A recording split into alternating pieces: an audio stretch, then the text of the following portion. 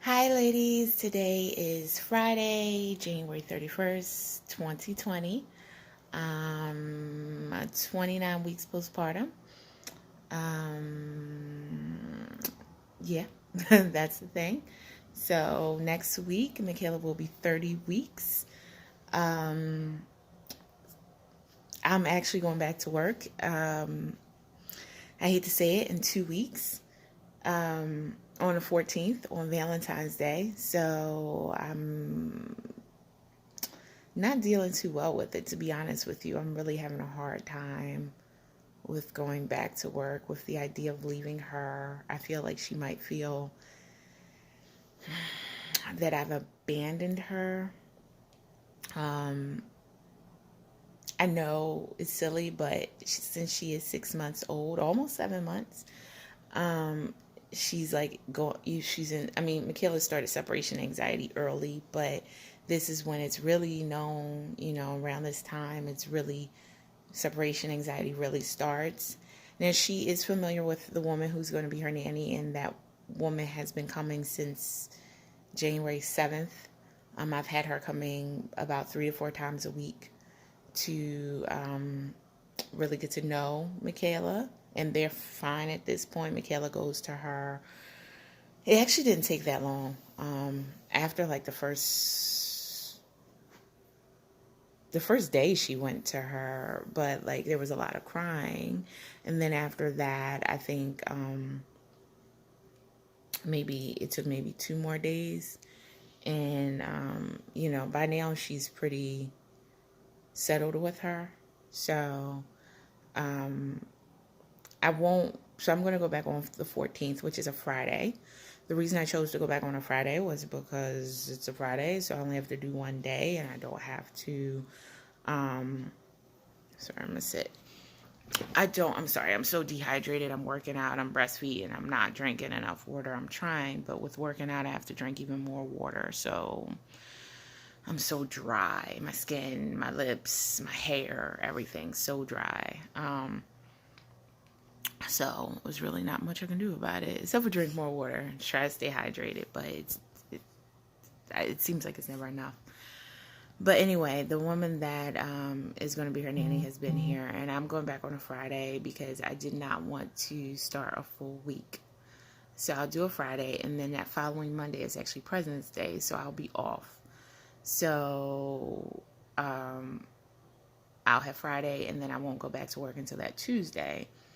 Right now, going back, I'm going to take Fridays off. So that puts me on like an 80% work schedule, which I'm a little like, I go back and forth about because that means I'm getting 80% of my check. And so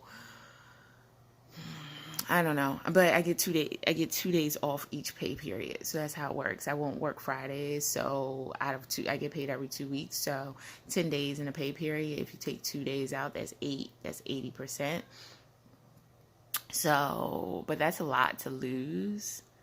But I'm gonna be honest, there's been moments where I thought about quitting completely. So I guess, I'm looking at it the wrong way. Like, instead of worrying about the 20% that I'm losing, maybe I'm looking at it the wrong way. Like, I had thought about quitting completely at one point. So, I wouldn't be getting any money. I feel like having the Fridays off will at least help me try to transition back. To be honest, this transition may be harder on me than it is on Michaela. I really thought it would be really hard on her, but because it seems like she's adjusting to her nanny pretty well, it might just really be hard on me. And I'm starting to realize that maybe I need her more than, not that she doesn't need me, but that I need her, maybe more so, because people always say like this is harder on us, on the moms, to go back, and I'm really starting to think so, because I've spent all this time trying to make sure she was adjusted to her nanny, and she is. But now, how do I adjust? I try to stay out of their way to the extent I'm here with the nanny, and I've been here for the most part. I've gone out to run errands here and there, but I've been here for the most part. I stay out of her way. I have my cameras. I'm like on my cell phone looking at the cameras, watching the cameras. But Michaela seems to be doing pretty good. Is the nanny everything I wanted? She's fine. She doesn't do everything the way I would do it, but that's the thing, right? It's good and bad because she's not me. But you also can't micromanage it. You kind of have to let the nanny, have her own style to some extent, as long as you're comfortable with it and it's not endangering.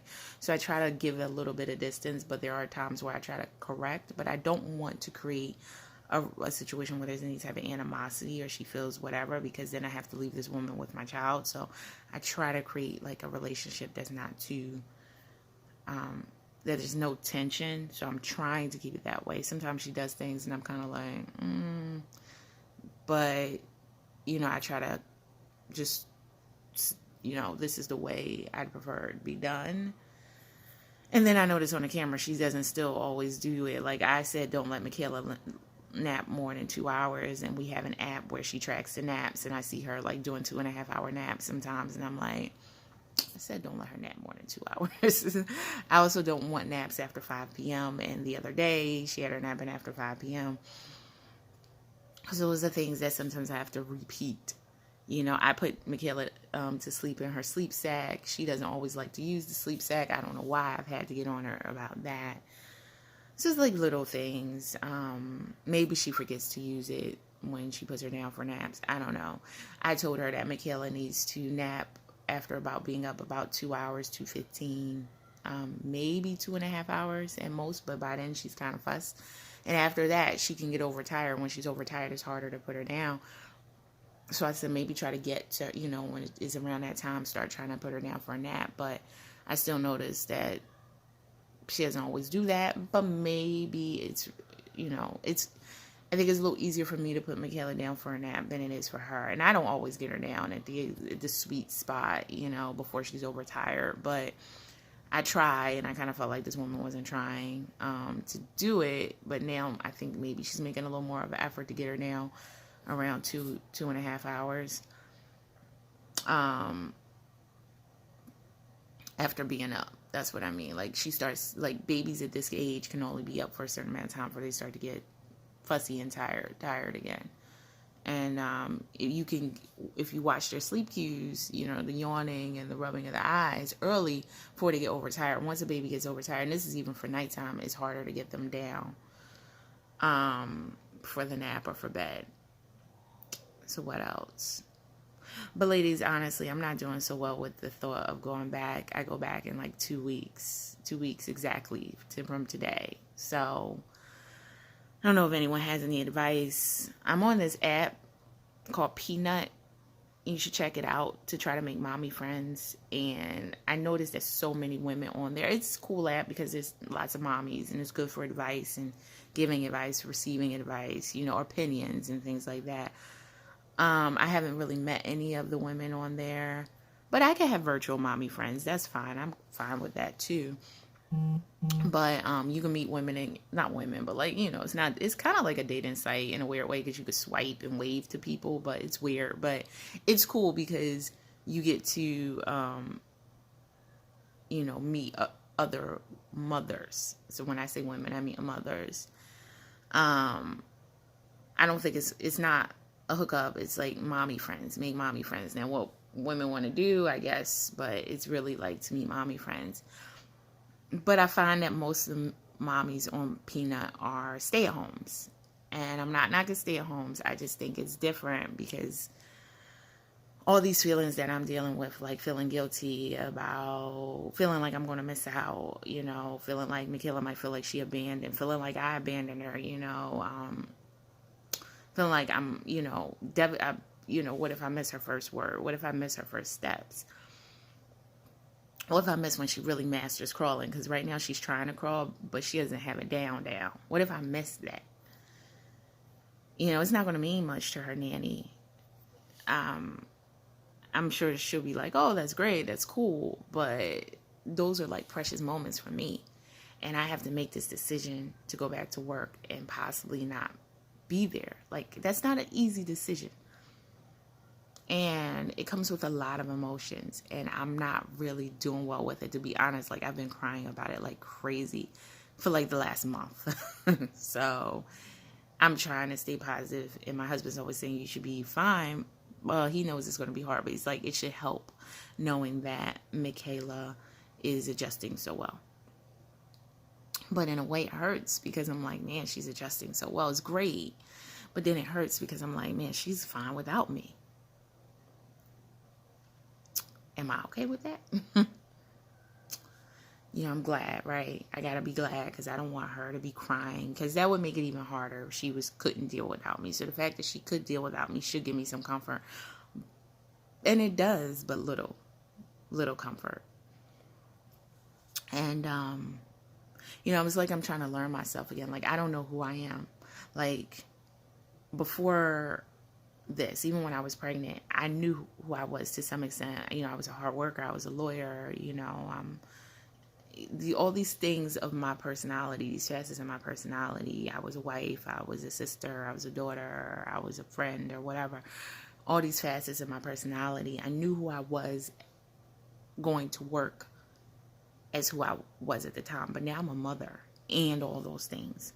I don't know myself as a mother and a lawyer. So when I go back to work, it's like, where will my passion be? Is it my passion was there? I'm assuming it's not there anymore. It's going to be with Michaela. So I don't know myself. I'm trying to figure out who I am, and it's like a new normal because I don't know myself as a lawyer and a mother. So, or as a worker and a mother, regardless of what the job is. My job does not allow working at home. But I can do, as I'm saying, taking this Fridays off, and that's 80%. I don't know if I'll do it, how long I'll do the 80%. I am considering bumping it up to 90%, and then maybe eventually 100, going back to 100%. But from now until April, well, from when I go back on the 14th, that is a Friday, so I'm not taking that Friday. But the following Friday, which is February 21st, is my birthday, so I'm taking that Friday. And then every Friday thereafter until April, in which case I'll reevaluate and either continue taking every Friday or go to 90%, where I'll take every other Friday. We'll see how I feel and how I'm adjusting. And then eventually, if I want, I can either stay there or go back to 80 or go to 100. I don't know. Nothing is off the table. I don't know myself, so that's a big thing. So like I said, I'm trying to learn who I am as a mother and as this worker that I'm going to be. So wish me luck. This is one of the hardest things I've had to do, and I didn't realize it would be so hard. I really didn't. I know this is silly, right? But I didn't know.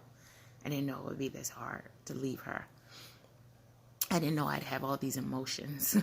I just didn't know. I'm sorry. Maybe I should have, but I didn't. I honestly was thinking when I was pregnant, I would have no problem coming back to work. Couldn't wait to get back. When she was first born and she was difficult, I couldn't wait to get back. But that was a while ago, and now I can't imagine leaving her. All right, ladies, I plan to do another video. This was not what this video was supposed to be about. I was actually supposed to be talking about baby proofing. So I'm going to end this here on this topic and then do a separate video on baby proofing. That some of the baby proofing that I've been doing, just so I can show you guys how I'm trying to get ready. How I'm trying to get things ready slowly, but I'm trying to get things ready. All right, talk to you soon.